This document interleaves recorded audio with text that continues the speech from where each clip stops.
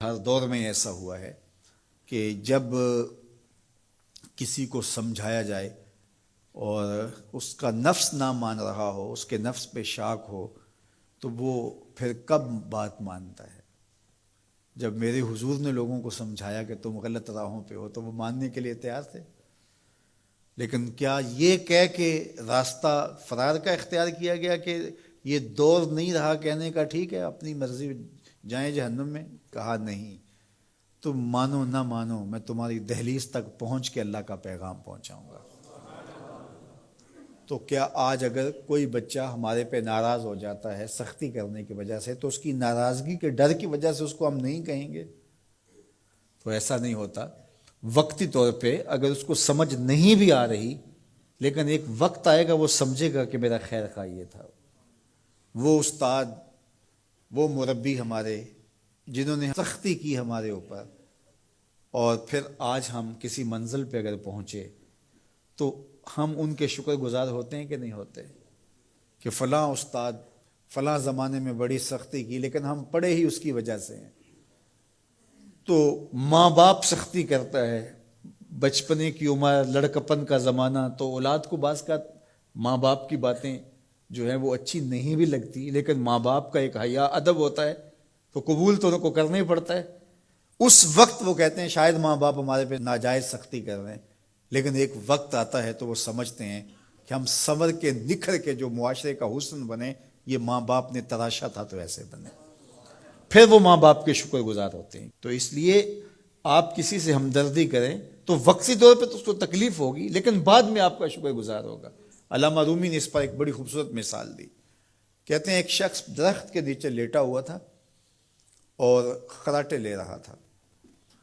ایک چھوٹا سا سانپ آیا اور اس کے منہ کے اندر گھس گیا، اور ایک شخص گزر رہا تھا، اس نے دیکھ لیا۔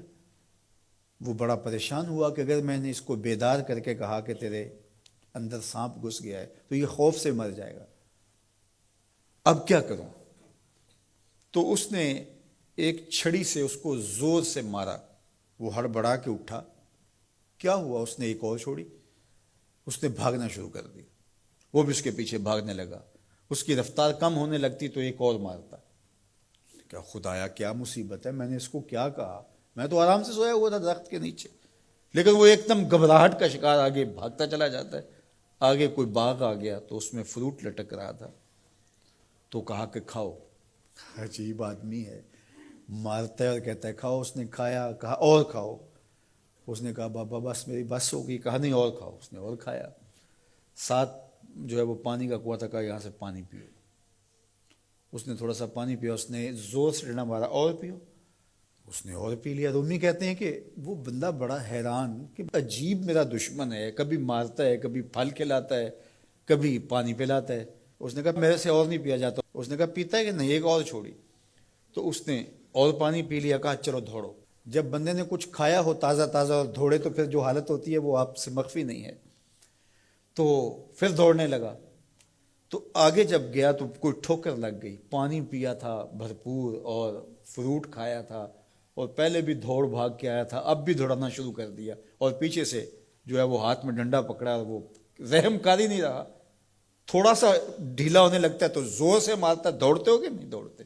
تو ٹھوکر لگی، گرا، ساتھ ہی کہہ آئی اور سانپ نکل کے باہر آ گیا، اور وہ لہراتا ہوا جا رہا تھا۔ اس نے اس کو پکڑ کے سینے سے لگا لیا، کہا میں تیرا دشمن نہیں تھا، لیکن تیرا علاج یہی تھا، تو میں نے تجھ کو اتنا مارا ہے، میں تجھ سے معذرت کرتا ہوں۔ اس نے کہا میں تیرے سے معذرت کرتا ہوں جو مجھے تیرے پہ غصہ آتا رہا، اس لیے کہ تو میرا خیر خواہ تھا۔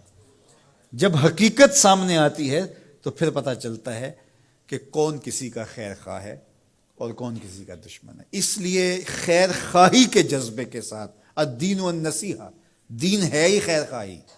تو خیر خواہی کبھی اس طرح ہوتی ہے کہ آپ کسی کی خیر خواہی کر رہے ہوتے ہیں، اسے لگ رہا ہوتا ہے کہ یہ میری خیر خواہی کر رہے ہیں، اور وہ آپ کو اس وقت ہی شکر گزار ہوتا ہے۔ اور کبھی ایسا ہوتا ہے آپ اس کی خیر خواہی کر رہے ہوتے ہیں، اس کو نہیں لگ رہا ہوتا کہ یہ میری خیر خواہی کر رہا ہے، اس کو غصہ آ رہا ہوتا ہے، لیکن جب اس کو بعد میں سمجھ آتی ہے کہ اس نے میری خیر خواہی کی ہے تو پھر وہ آپ کا شکر گزار ہوتا ہے۔ اور کبھی ایسا ہوتا ہے اس کو بعد میں بھی نہیں پتہ چلتا اس نے میری خیر خواہی کی ہے، لیکن تمہارا رب جانتا ہے، وہ اگر رائی کے دانے کے برابر بھی نیکی ہو اور وہ کسی پہاڑ میں بھی ہو تمہارا رب اس کو بھی لے آئے گا۔